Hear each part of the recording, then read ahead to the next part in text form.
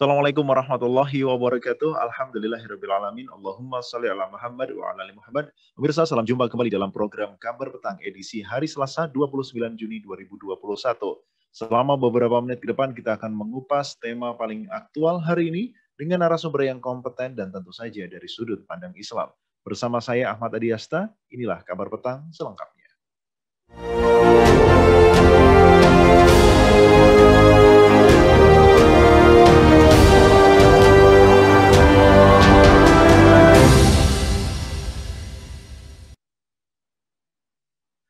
Pemirsa, Menteri Koperasi dan UKM Teten Mas Duki mengungkapkan saat ini perolehan nomor izin edar atau NIE untuk pangan olahan didominasi oleh pelaku usaha menengah dan besar. Sementara itu, untuk usaha mikro komposisinya sangat kecil, yakni hanya 3% saja. Teten menambahkan, berdasarkan catatan Kemenkop UKM tahun lalu, BPOM sudah menerbitkan sebanyak 13.299 NIE kepada pelaku usaha di Indonesia. Jika dirinci usaha mikro berjumlah 429 atau 3% saja, usaha kecil 1.751 atau 13%, dan usaha menengah 5.870 atau 44%, serta usaha besar 5.249 atau 40%. Menurut Teten Mas Duki, dari data itu nomor izin edar produk pangan olahan didominasi oleh pelaku usaha menengah dan besar. Jadi ada catatan bahwasanya usaha mikro kecil masih sangat rendah, yakni di angka 3%. Bagaimana ketahanan pangan di Indonesia hari ini? Bagaimanakah kemudian politik pangan pemerintah di era Jokowi? Bagaimana manajemen rantai pasok pangan di Indonesia? Pemirsa, untuk membahasnya kami telah terhubung dengan anggota HILMI, Bung Dr. R. Denny Muhammad Daniel MM. Assalamualaikum warahmatullahi wabarakatuh, Bung Daniel. Waalaikumsalam warahmatullahi wabarakatuh. Apa kabar, Bung Daniel? Alhamdulillah, sehat-sehat. Alhamdulillah sehat walafiat. Gimana? Semuanya sehat di studio? Alhamdulillah sehat-sehat. Ini harus sehat, saling ya. waspada. Siap. Ya, Bung Daniel, bagaimana ketahanan atau kondisi ketahanan pangan di Indonesia hari ini, dan bisakah mungkin Anda paparkan rantai manajemen pasok pangan di Indonesia? Baik, terkait tadi ya ketahanan pangan di Indonesia, ya tentu ini kita melihat ya apakah benar-benar pangan di Indonesia itu memiliki ketahanan gitu ya. Tapi sebelum saya menjelaskan tentang ketahanan pangan ini dan juga rantai pasok, mungkin di sini perlu dijelaskan juga apa sih yang dimaksud dengan ketahanan pangan ini. Ya. Tentu di sini yang terkait dengan ketahanan pangan ini kan ada dua hal ya. Yang pertama adalah ketersediaan pangannya, ya, terutama di Indonesia itu beras ya. Dan yang kedua adalah akses untuk mendapatkan pangan tersebut. Nah, ini tentu menjadi sebuah persoalan ya, ketersediaan ya dan juga akses gitu ya. Kemudian kalau kita lihat menurut informasi ya, kalau kita lihat dari Global Food Security Index, yaitu tahun katanya ya, ini saya juga belum mengakses lebih lanjut ya, tahun 2016 itu Indonesia pada peringkat ke-71, kemudian meningkat lagi 2019 sampai ke 62. Jadi kalau dari sisi indeks sih bagus gitu ya. Jadi seolah-olah di sini ketahanan pangan itu meningkat gitu ya. Artinya apa? Mungkin di sini bisa diartikan tidak ada orang yang kekurangan gitu ya. Tapi faktanya kita melihat banyak orang-orang yang tidak bisa mengakses ya. Kalau saya lihat banyak orang yang masih susah ya mendapatkan beras, ya masih orang yang susah mendapatkan pangan yang lain. Nah, ini adalah sebuah keanehan saya kira. Dan tentu ini ada kaitannya dengan rantai pasok ya. Sebetulnya kan rantai pasok itu sederhana saja kan, dari mulai produksi, kemudian diolah ya, kemudian didistribusikan ya, kemudian juga masuk ke usaha retail, kemudian sampai ke konsumen. Itu kan seperti sederhana aja sebetulnya. Cuman masalahnya adalah bagaimana dari produksi sampai ke konsumen akhir ini itu kan banyak yang biaya mahal ya, biaya tinggi. Taruhlah misalkan begini, taruhlah pangan berupa perikanan ya, produk perikanan. berdasarkan informasi itu untuk mengangkut ikan dari Ambon ke Surabaya saja, ya itu per kilonya itu ongkosnya itu bisa 1.800 kilo, ya 1.800 rupiah per kilogram. Sedangkan dari Cina ke Surabaya, ini kalau kita ini ya, dari Ambon ke Surabaya itu biaya per kilogramnya itu 1.800 rupiah. Sedangkan dari Cina ke Surabaya ikan itu biaya angkutnya itu cuma 700 kg. Bayangkan ya, jauh ya dari Cina ke Surabaya 700 kilo. Dari Ambon ke Surabaya itu 1.800 rupiah per kilogram. Contoh yang lain misalkan sapi ya. Kenapa kita impor sapi? Salah satunya adalah rantai pasok yang strukturnya memang perlu ada pembenahan. Sapi dari Australia ya. Kan di NTB atau di NTT itu produk sapi bagus ya. Namun rantai pasok ini membutuhkan biaya yang besar. Misalkan dari NTB ke Jakarta saja, itu ternyata biaya angkutnya itu 40% lebih mahal ya daripada dari Australia ya. Dari Australia ke Jakarta itu lebih murah ya. Termasuk dari NTT misalnya bisa 4 kali lipat ya dibandingkan langsung dari Australia. Dan tentu ini membuat harga itu mahal ya, sehingga akses ya ini yang kedua ya, akses menuju ke pangan tersebut itu menjadi susah dan masyarakat banyak yang pada akhirnya tidak bisa mengakses itu. Inilah problem ya, problem daripada ketahanan pangan di Indonesia. Walaupun sebetulnya sudah tersedia, tapi dari sisi ketersediaan itu sudah lumayan ya. Cuman kenapa masih impor misalkan ya, sapi masih impor gitu kan, kemudian beras masih impor. Ini adalah sebuah persoalan yang saya kira ini perlu diselesaikan ya, sebagai sebuah persoalan besar karena ini masalah pangan gitu kan, gitu secara umum. Iya. Nah lantas hari ini kebijakan terkait dengan pangan di era Jokowi ini seperti apa? Apakah sudah cukup baik ataukah memang janji-janji tentang stop impor itu sudah terwujud atau bagaimana? Nah itu dia menjadi sebuah permasalahan besar ya bagi kita. Jadi impor beras masih gitu kan, impor sapi masih gitu kan. Jadi kalau menurut para pengamat politik ya, kedaulatan pangan yang dulu Jokowi ketika berpasangan dengan JK ya, dan juga sekarang Jokowi dengan Ma'ruf Amin itu ternyata masih belum berhasil gitu kan. Bahkan untuk beras misalkan ya, lahan pertanian untuk beras itu kan itu hanya fokus di Jawa saja, itu pun janji untuk diperluas juga tidak bisa dan tidak mudah gitu. Kemudian keberpihakan pada petani juga tidak ada kan gitu ya. Jadi sekarang pupuk mahal ya karena kan dikuasai oleh pengusaha-pengusaha besar ya. Dan kalau kita lihat ini ada sebuah data nih, sebuah data bahwa sebetulnya potensi luas lahan yang bisa panen gitu ya untuk beras itu sampai 11 juta hektar gitu ya. Dan itu katanya gitu ya, itu bisa menghasilkan beras sebesar 33-an juta ton ya beras. Sedangkan kebutuhan per kapita kita gitu ya di Indonesia itu per tahunnya beras itu 112 kg lah kurang lebih. Dan itu kalau dipertahunkan ya dengan total jumlah penduduk Indonesia itu sekitar 29 juta ton ya. Jadi Indonesia itu sebetulnya kelebihan beras gitu ya. Ya coba kemampuan untuk menghasilkan beras itu 33 juta ton ya. Sedangkan kebutuhan 29 juta ton. Berarti kan ada sisa. Tapi kenapa ya? Ini yang aneh di tahun 2020 itu kan sampai 360.000 ton diimpor. Nah, ini kan sebuah sebuah ironi sekali gitu ya bagi kita. Ternyata ya pada saat petani di Indonesia itu panen, tapi pada saat yang bersamaan dulu ya tahun yang lalu itu kita mengimpor. Dan sekarang juga katanya ya berdasarkan informasi itu kelihatannya sih akan melakukan impor ulang, apalagi sekarang masa pandemi gitu kan. Gitu secara umum gitu. Iya. Bung, neoliberalisme pangan ini kan nyata-nyata telah menghimpit sektor pertanian kita ini dari berbagai macam sisi. Di satu sisi ada bibit, pupuk dan kawan-kawannya ini ini juga dikuasai oleh pihak-pihak swasta, para kapital begitu. Kemudian paten atas produk juga ini tentu saja merugikan petani begitu. Dan di sisi lain industri pangan ini kan juga mengontrol keinginan konsumen untuk membeli. Nah, bagaimana tanggapan Anda terkait dengan situasi semacam ini?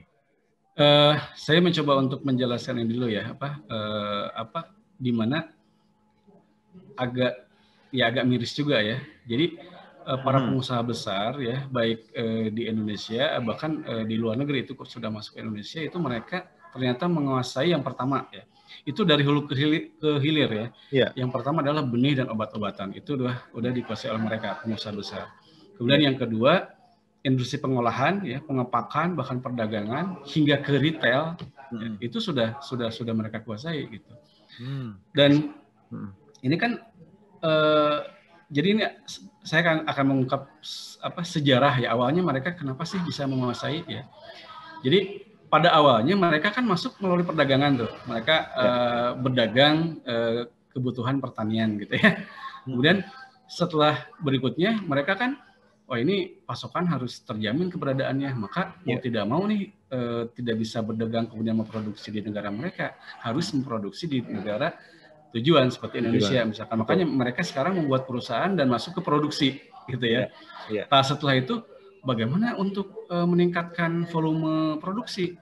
Akhirnya mereka mau tidak mau harus menguasai industri benih itu sendiri terkait dengan pertanian misalkan ya.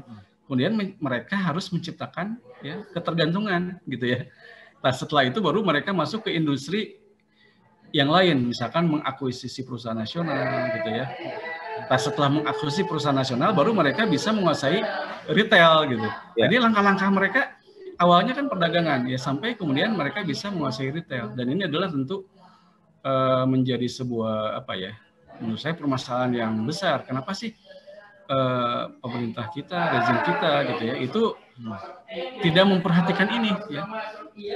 Dan saya melihat memang karena mereka mungkin sudah terkooptasi ya dengan para pengusaha besar, apalagi memang sistem ekonomi kita adalah kapitalis liberal ya. Tentu mereka tentu ini kesempatan bagi mereka ya untuk bisa menguasai, dan itu sah gitu kan, melalui undang-undang ya, melalui rezim sekarang dengan kebijakan-kebijakan, tentu mereka akan memudahkan, dan itu semakin leluasa ya mereka untuk menguasai dari yang namanya hanya berdagang gitu ya, benih obat-obatan, sampai mereka kemudian menguasai hingga retail gitu ya. Itu.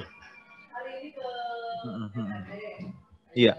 Nah, terkait apa yang Bu Daniel sampaikan ini, artinya kan memang industri pangan kita ini mulai dari hulu sampai hilir ini kan dikuasai oleh multinational corporate ya. Betul. Nah, lantas bagaimana yang kemudian dikatakan kemandirian pangan, kemerdekaan pangan ini bisa tercapai, dan bagaimana agar kita bisa terlepas dari jeratan perusahaan multinasional itu, Bung Daniel? Saya ingin memberikan beberapa fakta dulu ya, bahwa fakta di Indonesia itu sekarang ya, itu kan sudah jelas ya, banyak perusahaan multinasional yang memang mereka menguasai sampai hingga retail lah, jadi hulu ke hilir gitu ya. Misalkan di sini ada industri yang menginput ya untuk memasok beberapa bahan pertanian, dan ini ada sekitar 10 perusahaan multinasional ya yang menguasai ini, sampai nilai penjualannya itu sampai 40 miliar dolar. Dan di sini misalkan ada Monsanto ya, yang bibit jagung dari Amerika, Bayer Corporation, ada Syngenta ya, ada Doagro. Itu adalah perusahaan-perusahaan besar luar negeri yang memang menguasai industri atau input pertanian.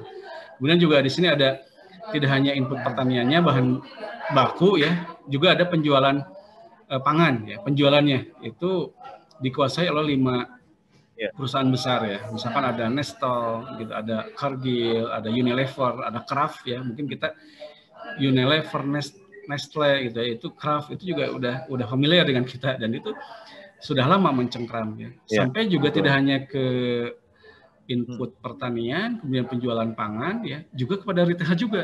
Kita melihat Misalkan di sini ada Carrefour ya, ada 7&I Holdings ya, dan itu sebetulnya di Indonesia mungkin atas nama lain ya, tapi ternyata yang memiliki adalah mereka semua. Ya. Termasuk kita yang paling parah gitu ya, yang paling parah menurut saya itu ada produk pangan kita gitu ya, baik itu dari makanan atau minuman yang itu adalah produk yang dihasilkan oleh lokal, bahan bakunya lokal, tapi itu dikuasai oleh perusahaan asing. Ya. Misalkan ada Danone Prancis, ya itu kan produk aqua, gitu ya. Itu kan airnya dari mana? Itu kan tentu dari Indonesia kan. Kemudian mereka kuasai. Kemudian ada Unilever ya, itu dari Belanda. Itu kan ada beberapa bahan baku yang kan banyak produk tuh Unilever, bahan bakunya kan dari Indonesia, tapi kemudian dikuasai oleh Unilever. Kemudian ada Nestle ya, susu itu juga ada di Indonesia, ada pabrikan dan sebagainya. Kemudian Coca-Cola ya, itu ada pabriknya juga. Itu kan di Indonesia. Ternyata yang menguasai adalah mereka. Ada Heinz ya, kalau kita lihat kecap itu kan bahan bakunya kedelai, segala macam gula dan sebagainya itu mungkin dari Indonesia gitu kan.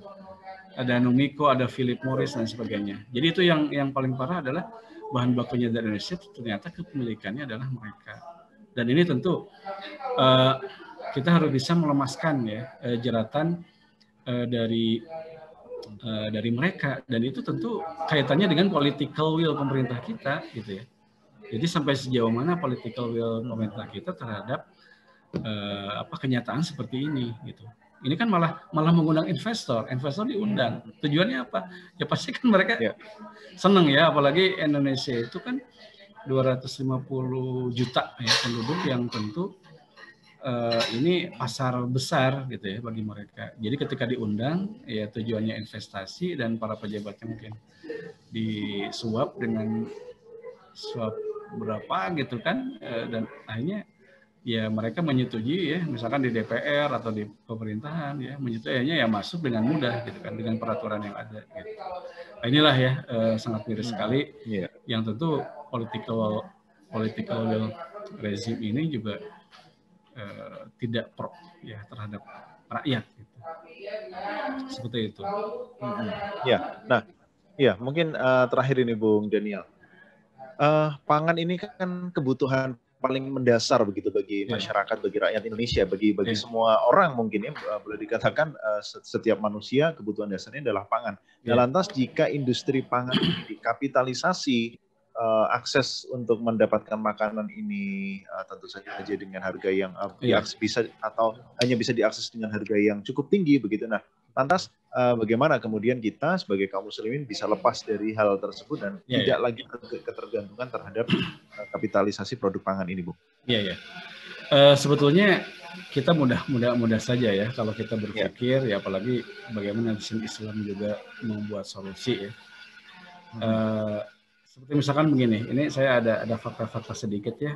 Ada perusahaan dari Amerika namanya Monsanto ya, itu yang supply bibit jagung ya di Indonesia, bahkan katanya ingin mendirikan rencana pendirian nggak tahu sekarang sudah jadi apa tidak di Papua ya, namanya Merauke Integrated Food and Energy Estate ya, dan itu ternyata merusak keberlangsungan masyarakat lokal di sana dan juga merusak lingkungan. Makanya kan di sini Walhi mengecam ya adanya perusahaan asing yang berdiri di Indonesia, kemudian bahan-bahannya dari Indonesia, dan ternyata merusak ya keberlangsungan masyarakat lokal ya. Bahkan gara-gara itu ya banyak kriminalisasi petani ya di beberapa tidak hanya di Papua tapi juga di daerah lain, misalkan ada di Karawang nih, berdasarkan data yang ada. Nah, ini adalah akibat dari pemerintah terlalu pro ya, terhadap kapitalisme global gitu kan. Apalagi ini Monsanto kan dari Amerika ya, kita tahulah ya, mereka seolah-olah punya kekuasaan yang luar biasa. Oleh karena itu bagaimana sikap kita ya untuk apalagi sebagai kaum muslimin ya, untuk ya mau tidak mau kita harus menghilangkan kapitalisme itu gitu ya. Dengan cara bagaimana ya?